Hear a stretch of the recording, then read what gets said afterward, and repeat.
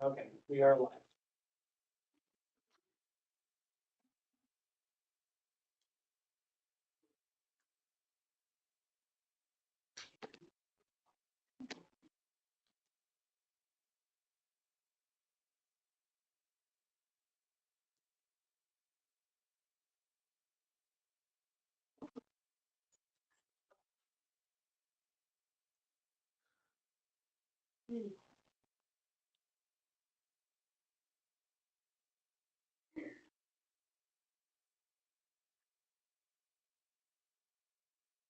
Is anybody available for that group assistant tomorrow?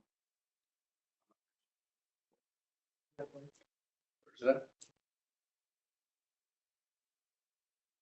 Behind us at the top. Where's that? I think so. I can send it out as a calendar. Anybody can. 1 to 3.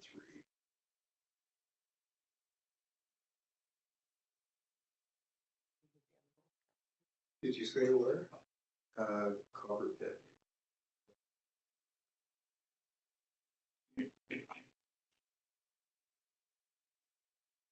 So late notice.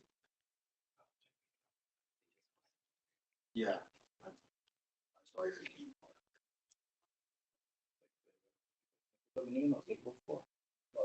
Been on school session. So we're the big. Yeah. Elementary school kids. So where will Go. Voices. What do you do for healthcare? It's at I know the people this time. George. See George. Yeah, she's next to her still, so. Oh, So, let me in order. I'm going to acknowledge the Smoking Valley, in which we learn where the important is. Ancestors, response to the territories of Smoking people and all the other Smoking Indian band. Adoption of the agenda. Second, Ms. Brown. All in favor? Carried. Adoption of the November 6th regular meeting council. Minutes. Gould, seconder, McLean, errors or omissions, favor, carried. The adoption of the November 12th special. Ms. Martin. Will, seconder. Mr. Gould, errors or omissions, favor, carried. We have no delegations today. It's none, says this is staff report 6.1 UCM grant equipment purchase approval. Hi, Mary Kelsey. Forgot what you were doing. Yeah. Second something. Yeah, so just as by way of state and permission, for instance, spend up to 12,500 to purchase AV equipment, display monitors, stands, computers, setup and installation for UOC located on Bridge Street. Purchases directed from fully funded UBCM Community Emergency Preparedness Fund, Emergency Operations Center Equipment Training. Grant number is 1030.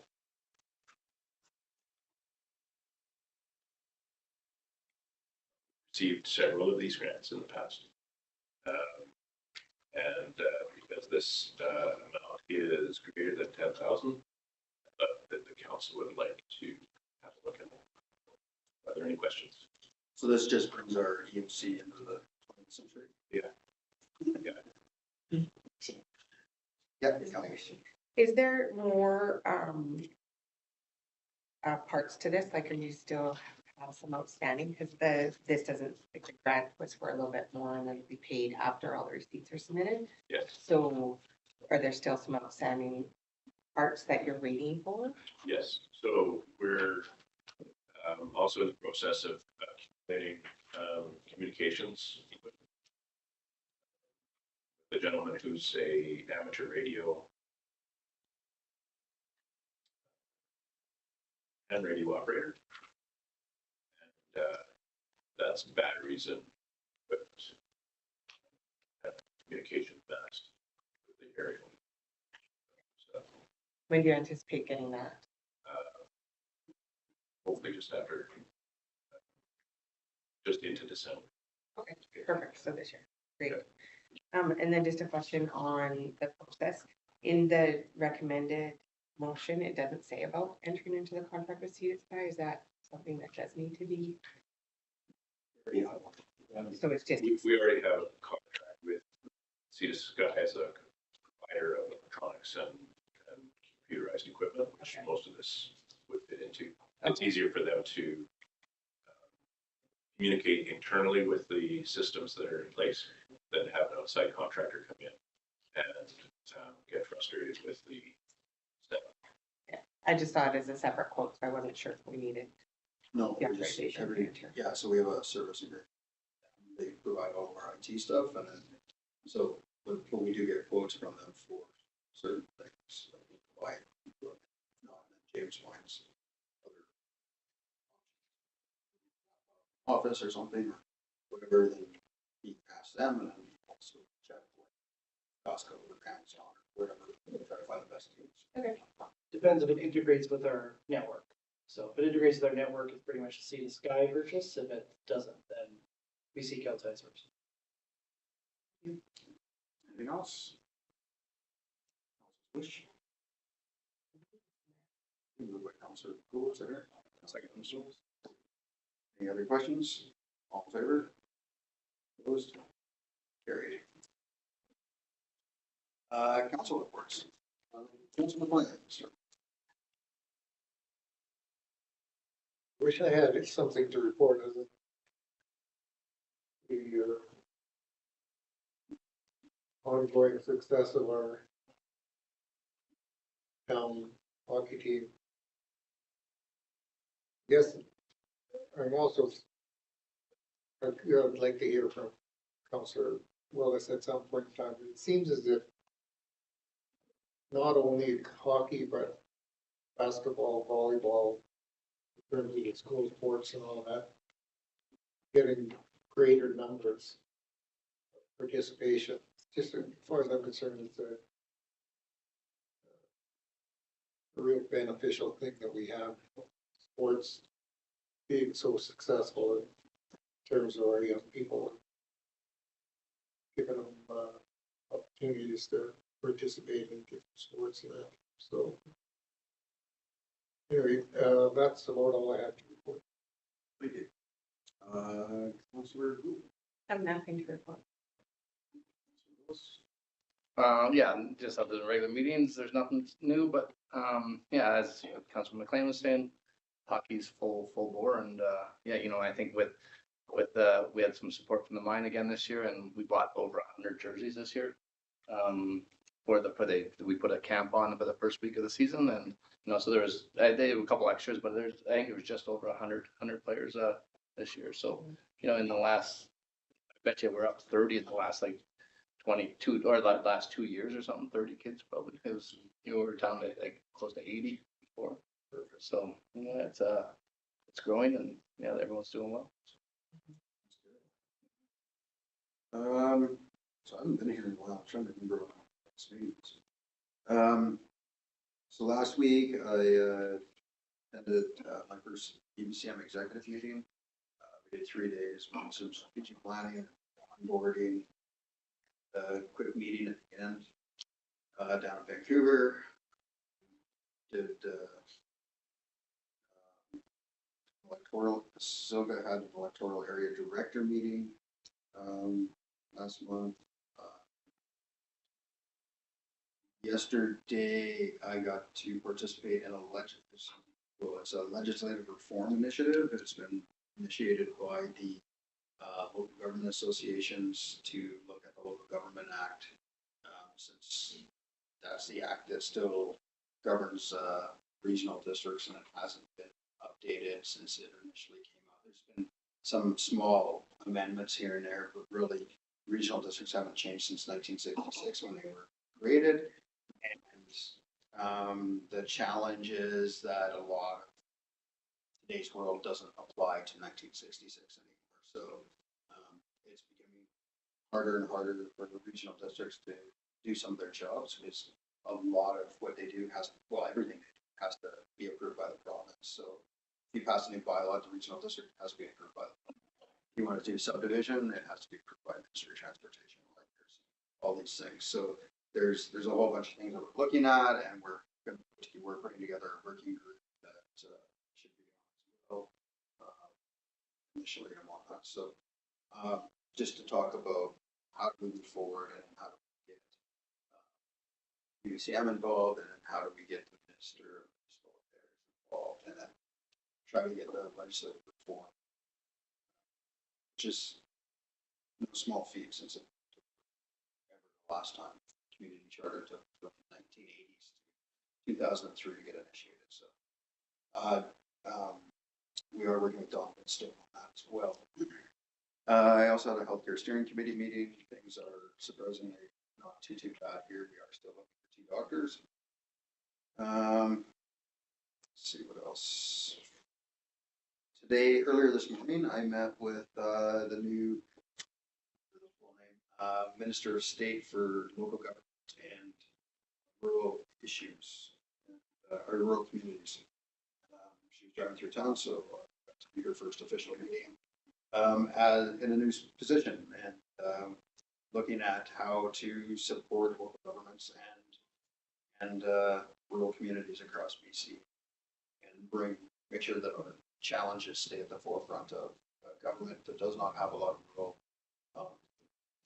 LAs at this time. So it was pretty good. And then we met with the mine earlier today to talk about some housing issues.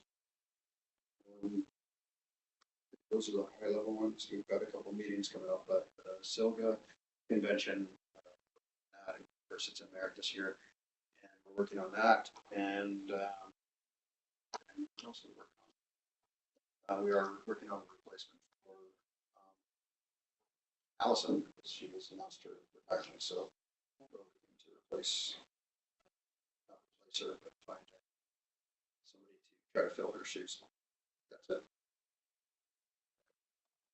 You know, we still have, people still have access to nurse practitioners as we're short of doctors or whatever you said. I think there's still, I think there is. I haven't been up there in a while, so. Does anybody? Sure. I don't. I know they've got locums filling in right now, so You know, it's just really seems to be getting doctor time.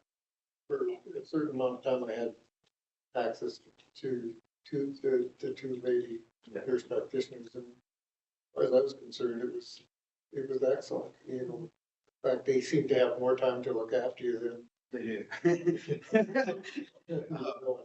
The guy in the meeting yesterday, I haven't met him before, but he is the head of the primary care network for the Similkameen, and he said that all of our primary care network positions were filled.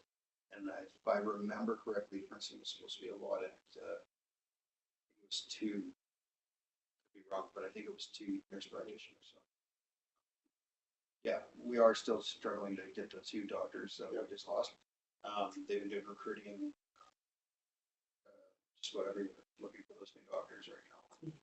Whatnot. And there's hopefully a couple that are looking at coming. So one trip over just to check it after doing some initial conversations. I drove out here with their family to take a look at Princeton. Hopefully they will consider making Princeton. We do have a really strong, robust healthcare team here, and that helps fill positions because it is a team effort up here, and everybody seems to feel like they are part of the team. So everybody always seems to be happy with working here. It's just the workload seems to be the kicker, right? If you're in a rural area, you're considered remote. A lot of times you're on your own, and that gets to the practitioners and the long hours and whatnot. Anything else? Okay. Move on to correspondence received and file. We have 1 letter. Barry Cook. That's everything.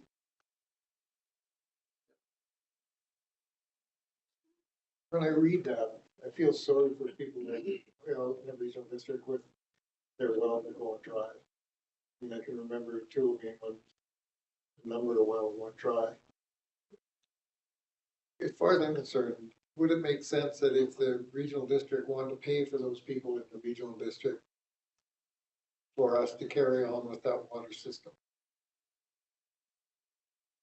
Something we can explore. I mean, there's a couple options already, like, Save on Food does sell water. And Grizzly Springs is another company that has a business license in town that supply, and will actually deliver water directly to you. There's a cost, of course, to that. So our new water treatment facility has provision to be added on for a commercial filling station, which we could explore as well. But that's a costly.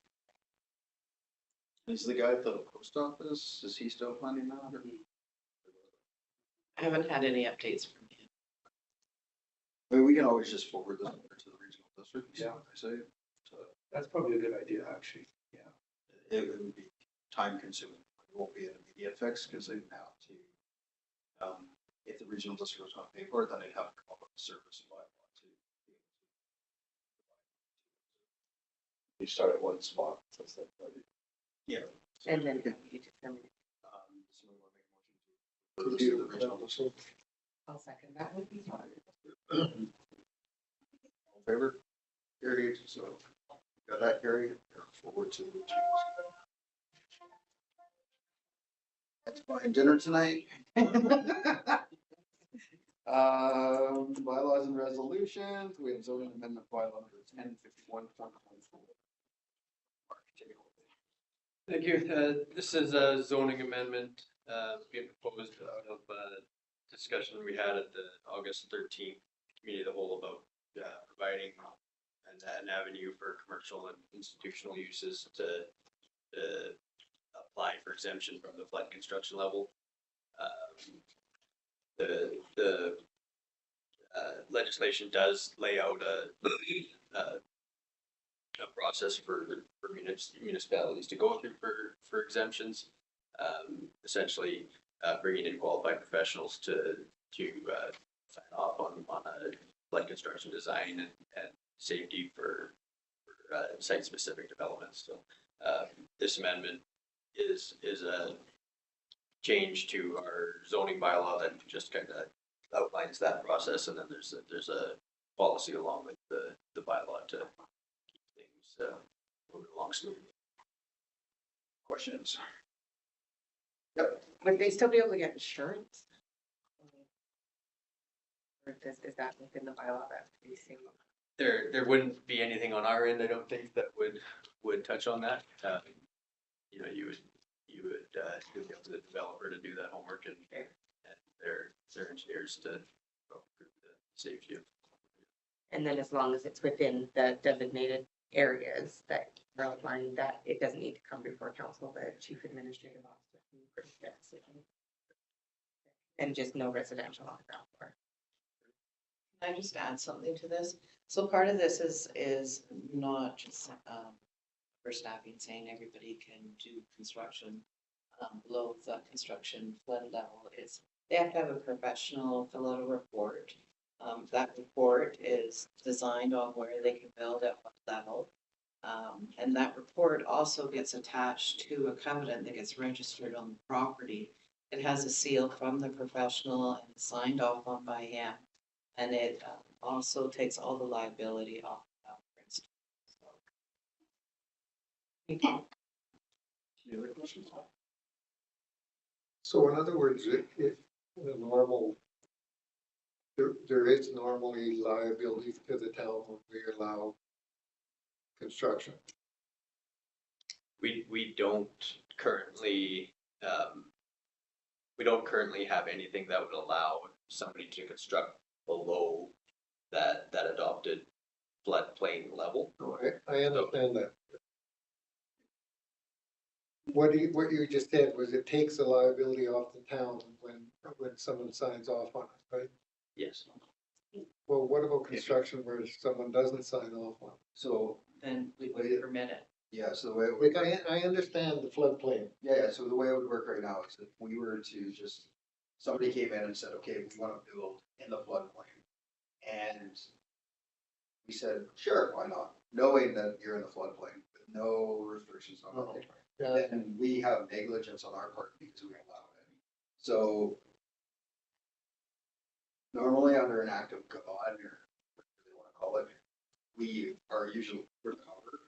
But if you knowingly allow somebody to build something like there, base of a cliff without a, you know, without a, stability test or whatever, then we didn't do our due diligence to make sure that they were safe. So this absolves us of that because we're making sure that they do it. It's for, Normally, it's really hard to sue the municipality for something like that, but if you knowingly allow something like that, then we could open ourselves up. it is a standard practice. Like if somebody's building on the hillside, we get a Geotech. report and it's on title and it's done by covenant and it stays with the property. So this is no different. Any new construction that's being built in flood zone or flood area, they still are building to the construction level, but we still want that covenant on, knowing that it's in the flood zone. Yeah, what I tried to say was, I'm not talking about floodplain. Oh, I'm talking about if someone goes and builds a building, and when we allow that building through a building permit or whatever, and something happens as a result of that, there's a liability in our part. Like, they give up on here, if they didn't have a geotech report or something, we probably wouldn't have asked it, right? And then it falls down. If we didn't ask for the geotech report and then the subdivision goes down, I then understand. there's an issue In there. certain But- like a hill or Yeah, something. I mean, then there's just like, this is a flood. It's- No, you just made me think that what you were talking about, we have liability on every piece of construction that goes on within our municipality. Well, we could be, and that's the whole purpose of the building permit process. Absolutely. That is, it involves our building officials who then will make sure that what is built to code, make sure that life and safety is looked at. And so that's our defense against liability. absolutely. Exactly. Okay, thank you. Yeah, once you have a building or zoning, unless you get a zoning bylaw, then the due diligence is now on us to make sure that code is met. If we don't have any of that stuff, like some areas, which I'm jealous of, they're allowed to do what they want because there's no risk to the local government because they don't have an OCD, they don't have any zoning, they don't have any rules really. Then it all falls back onto the banks and your builder. Thank you. Council. I'll make that motion, Mr. Mayor. Any last questions or comments? All in favor? Carried, thank you. 10.2, fire hall loan authorization. Who wants that? You're gonna do it? Sure. Thank you, Mr. Mayor. So for council's consideration today, we present a draft of bylaw number 1052, the fire hall loan authorization bylaw. Council has made their wishes known that they wish to build a second fire hall up at the industrial park in Laurie Curry Way. The cost of which would be $4.5 million. The sources of funds for this project are the Grand Communities Fund received from the province from last year, of approximately $2.1 million, approximately $526,000 in accrued interest from the Treasury Board submission, $11.9 million that was received from the province, which we have approval to use toward flood mitigation projects, and this would be considered one because we're moving a fire hall out of the floodplain. And which leaves approximately a $1.3 to $1.4 million gap in a funding source.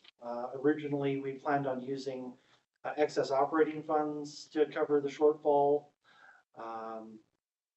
Not really the best practice. So in addition, or the best practice would be to do a long-term loan authorization. The financing parameters are listed in the report. The cost to the municipality, the average taxpayer would be about $20 a year, which would go down over time as the tax base increased inside the municipality. If council decides to give 3 readings, we will forward this bylaw off to the inspector of municipalities. By law, we have to do that. Once we get approval of that, then we will receive this and get authorization from council to go through an ultimate approval process. To approve this bylaw, after which it can be adopted after sending it back for a approval from the inspector of municipalities. And then we can begin the project. So I'm willing to field any questions, but we ask council to approve this bylaw for future. Questions? I'll make a motion. Okay, moved by Councilor Rule, second. I would like the mayor to explain why we need a second. The simple reason it'd be a fire hall and an emergency operations center. For two reasons. One, if the bridge between this side of the river and the other side, because you can't use the Brown Bridge if the Silver Bridge is out of commission, and we did have a period during the flood unable to move across the bridge. We do not have fire protection on that side. We're looking at expanding the community on that side of the river. Long-term planning indicates very clearly that if we're going to grow, that's the side of the river to grow on, and without proper fire coverage on that side of the river, we'll be in a situation. The other problem is the current fire hall, aged as it is also in the floodplain, and if we were to candidate it with another massive flood, the fire hall down here could be out of commission. We are on track right now with the current growth to have a ladder truck. The ladder truck will not fit in the current fire hall. The new fire hall will be built to fit a ladder truck. You guys received I think at the last council meeting, you accepted a donation from the regional district. Bush truck, that truck will need a home. We're purchasing another fire truck right now, and we will be able to keep the old fire truck that is no longer able to keep us up to date. We can recertify that for a certain amount of time. That truck could also go to that fire hall. The regional district, they're looking at wanting to help us with this, and it's in preliminary budgets right now to figure out how to help us with it. It also provides us with extra technical capabilities to assist. Or we have to provide the fire service in that part. So in my mind, you're coming at this from a safety point. And in my years in this different positions, the only thing that is almost impossible to argue with is safety, Yeah, whether we like it or not. this is all about public safety. I mean, this council has been very committed to public safety, and we brought in full-time manager of what the term is nowadays, but protective services to make sure that we had bylaw services and emergency management services, and whatnot. And also, to be quite frank, I mean, this is a screaming deal. There's smaller fire halls being built around the region right now that are, $6+ million. The fact that the province has given us half the money already, it's a no-brainer, right? And if the regional district is able to help us, that furthers it and whatnot. So, public safety, fiscal responsibility, long-term planning. It's kind of the way it has to go. Thank you. Suppose you Well, just that if anything I've learned in my time on council is that things just go up in price. So. Are we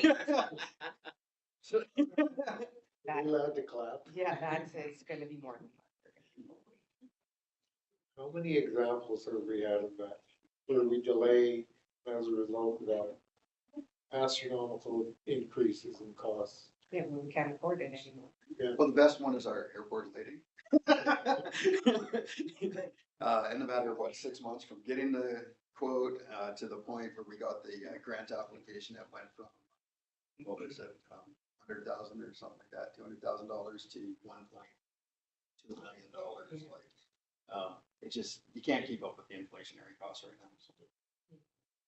And this would be a fixed price. Yeah. Which is, I think. Anything else? Call the question, all in favor? Anyone opposed? Carried. 10.3 is revenue anticipation bylaw 2025. James? Thank you again, Mr. Mayor. So, for council's consideration, it's the 2025 revenue anticipation bylaw number 1053.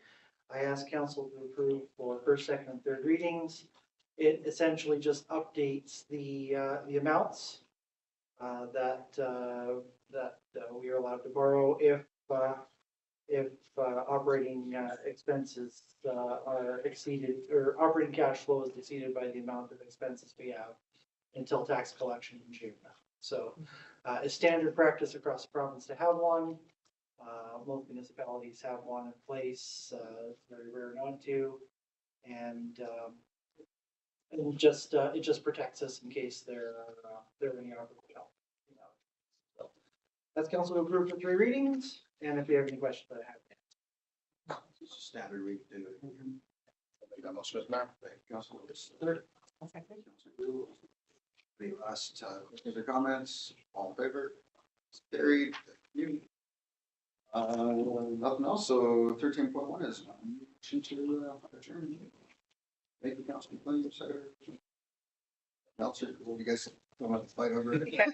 All in favor? Carried. And with that, we're Half an hour. adjourned.